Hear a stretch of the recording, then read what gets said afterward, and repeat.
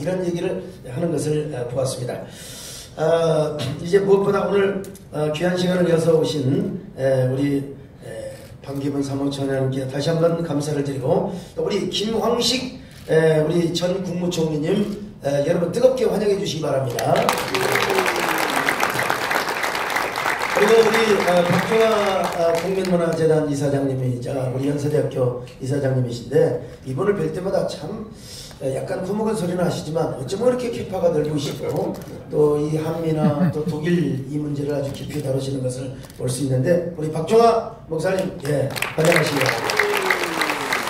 자, 이제 반론도 좋고요, 또 부족한 부분도 좋고, 오늘 기조발제를 해주신 방기문 총장님의 발제 내용과 더불어서 현재 급속하게 진행되고 있는 한반도의 상황에 대해서 우리 김황식 총리, 전 정권의 총리를 또 하셨기 때문에 관점이 또 다를 수도 있고, 여기에 대해서 한 말씀 해주시면 좋겠습니다. 예, 여러분 반갑습니다. 방기문 총장님께서 기조 강연을 통해서 작금의 한반도 그리고 국제사회에서 일어나고 있는 모든 현상에 대해서 정확히 짚어주시고, 그리고 이제 그 연장선상에서 우리 정부나 우리 국민, 특히 종교 지도자 목사님들이 어떤 자세를 가졌으면 좋겠다 하는 말씀을 해주셨는데, 제가 총장님의 강연을 들으면서 정말 100% 공감하는 말씀이었고 또 많이 배웠습니다. 총장님이 시간 관계상 더 말씀을 하셨으면 더 좋았을 것이다 하는 생각이 드는데, 제가 아마 총장님 생각을 미루어서 약간 이제 한반도 정세하고 관련된 이야기를 몇 마디 더 붙이도록 하겠습니다. 분명히 작금에 벌어지고 있는 남북 정상회담, 북미 정상회담은 한반도 평화 정착을 위한 정말 귀중한 기회를 잡았다, 이렇게 생각을 하고, 또 김정은 위원장도 예전과는 다른 생각을 가지고 접근하는 것이 아닌가, 이런 생각을 합니다. 김정은 위원장이 이제 북한 사회가 제재와 압박을 더 이상 감당할 수 없는 그런 부담도 원인이 됐겠지만, 그러나 그 연장선상에서 핵을 유지하면서 북한 체제를 유지하고 또 북한 주민의 삶을 향상시키는 데는 한계가 있다 하는 것을 느낀 것이 아닌가, 이렇게 생각을 해서 그런 점에서는 희망이 보인다, 기대가 있다, 이렇게 말씀을 드립니다. 그러나 한편으로 CVID 문제라든지 이런 것과 관련해서 아직 우려가 많다. 그리고 북한이 과거 몇십 년 동안 해온 그런 행태에 비추어서 과연 믿을 수가 있는가 하는 또 우려도 있는 것은 사실입니다. 한마디로 말해서 기대와 우려가 있는 것이 사실이고, 북한은 어떻게든지 이 기회를 통해서 체제 안전을 기하고 또 경제적으로 잘 사는 정상국가로 돌아가고 싶은 그런 생각은 있을 거지만, 그러나 북한으로서는 어떻게든지 경제적으로는 자기 이득을 최대한도로 확보하면서 호락호락 미국이나 또 우리 남한 정부의 페이스에 끌려가지 않겠다 하는 생각을 분명히 하고 있을 것이기 때문에, 그런 부분에 대해서 우리가 정말 중심을 잡고 잘 경계를 해야 될 것 같습니다. 그리고 중국도 어떻게든지 이 기회를 잘 활용하되 북한에 대한 영향력을 절대 놓쳐서는 안 되겠다 하는 생각을 가지고 있을 거고, 그리고 G2 국가로서 미국에 대해서한 견제, 이런 쪽으로서는 충분한 노력을 할 거기 때문에 그런 점들이 이 한반도 평화정책에 어떤 악영향을 미칠 것인지 정말 우려스럽고 걱정스러운 대목이 있습니다.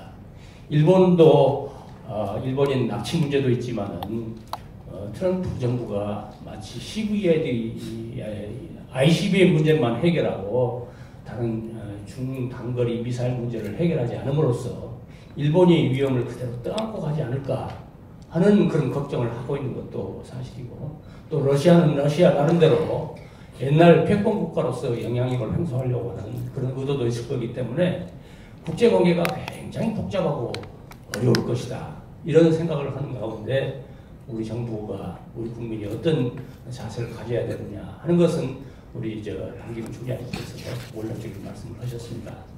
우리는 정말 성경 말씀대로 정말 비둘기같이 순결한 마음을 갖고 하되 뱀같은 지혜로서 이 문제를 잘 극복, 해결해 나가야 되겠다 생각합니다. 우리가 취할 태도는 총장님께서도 주인의식을 가지고 문제를 해결해야 된다. 100% 오는 말씀입니다. 그런데 뭘 기준으로 우리가 해나가야 될 것이냐. 저는 국익과 국제 규범이라고 생각합니다. 국익과 국제 규범을 원칙으로 삼아서 우리의 행동 방향을 정해야 될 것이다. 이런 생각을 합니다. 국제 문제가 서로 이해가 얽힐 때 우리가 중심을 잡고 국익과 국제 규범에 따라서 해야지 그때그때 상황에 따라서 근시안적인 상황에 따라서 이해관계, 순간적인 이해관계에 흔들려서는 안 되겠다. 그런데 그 국제규범이라는 것은 물론 타자 간의 국제규범 조약도 있지만은 중요한 것은 총장님 말씀한 것처럼 인류 사회의 보편적 가치다. 인권, 자유, 평등, 법치 뭐 이런 것들이 지배하는 그런 사회를 만들기 위한 그런 자세를 갖지 않으면은 거기에 기준을 맞추어서 문제에 접근하지 않으면은 결코 우리가 중심을 잡고 나아갈 수 없는 그런 상황이 될 것이다.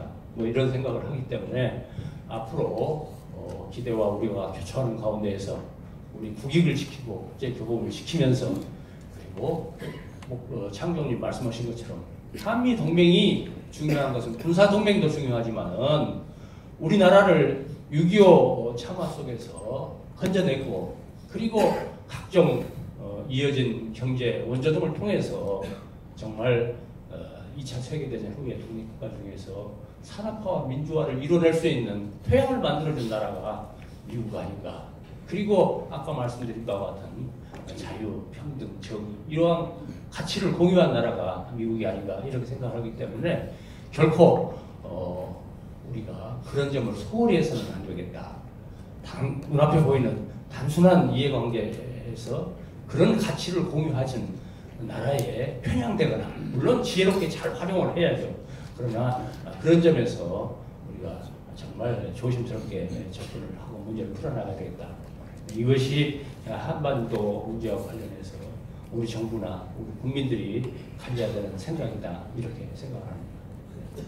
예, 고맙습니다. 감사합니다. 박수를